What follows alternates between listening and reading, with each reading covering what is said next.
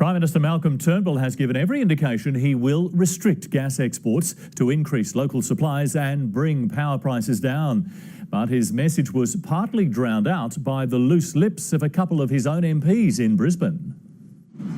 Malcolm Turnbull wanted to talk up federal funding for roads. How are you? Good to see you. As Bill Shorten continued to needle about the energy crisis. An out-of-touch Turnbull seems to be doing a lot of talking but not a lot of action. Urging him to pull the trigger and limit gas exports to boost domestic supplies. The problem is the Turnbull is paralysed by disunity. The Prime Minister gave the strongest indication yet that he's willing to flick the switch. We're making sure we get all the market information and advice before we do that. Relying on the advice of competition regulator Rod Sims, who's made it clear the government faces little choice.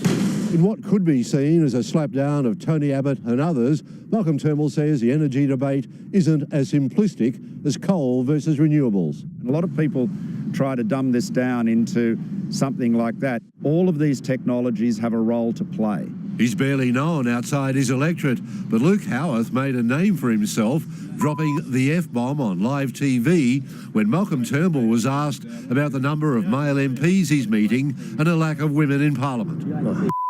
He later told me he wasn't thinking and shouldn't have said it, but it sparked debate about women in Parliament. Backbencher Craig Kelly did the Liberals no favours. We've seen some of the members breastfeeding actually in the chamber, which I thought was a bit over the top.